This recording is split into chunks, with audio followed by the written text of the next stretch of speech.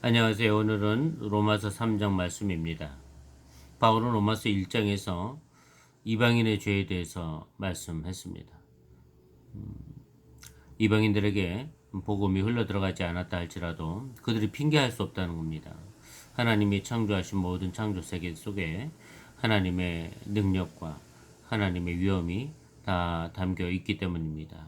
그럼에도 불구하고 그들은 하나님을 알만한 것이 피조물 속에 다 들어있음에도 불구하고 생각이 허망해지고 마음이 우둔하여져서 하나님을 가까이 하지 아니하고 자신의 욕심대로 정욕대로 또 상실한 마음대로 살았다고 했습니다. 그래서 결국은 그들은 진노의 대상이 될 수밖에 없다고 하신 것이죠. 그렇다면 당시의 유대인들은 나으냐 이런 얘기입니다.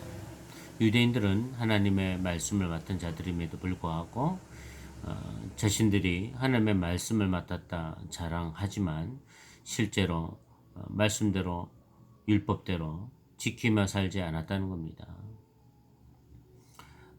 표면적 유대인이 유대인이 아니고 이면적 유대인이 참 유대인이라 예수님이 말씀했죠. 바울도 그것을 강조한 겁니다.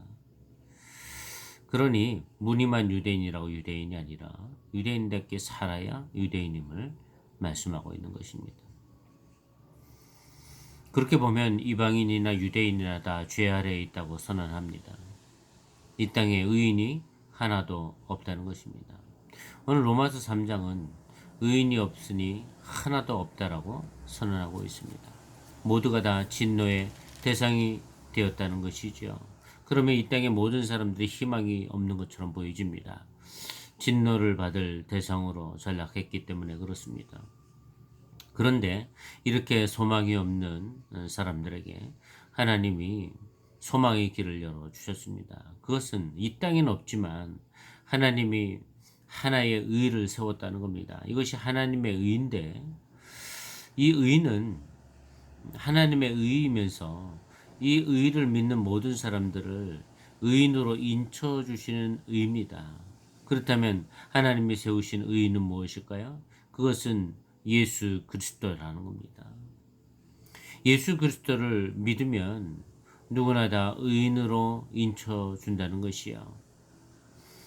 로마서 3장 23절에는 이렇게 말합니다.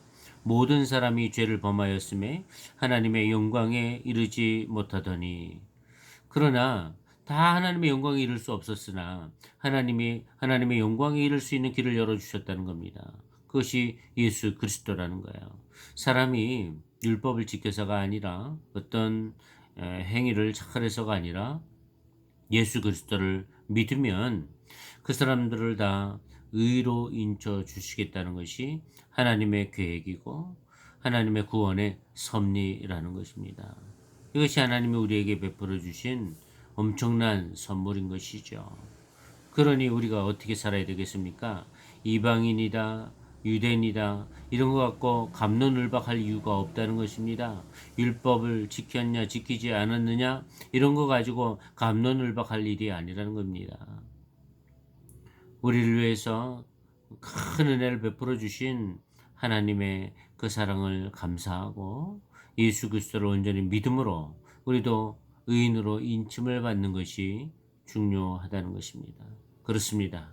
예수 그리스도를 믿는 것, 그분이 생명이고 그분이 부활이고 그분이 그리스도 자체인 것입니다.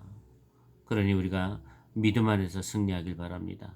어떠한 상황이 도래한다 할지라도 이 믿음에서 흔들리지 않는 사람들이 되고 믿음으로 승리하는 복된 사람들 다 되시기를 주님의 이름으로 축복합니다.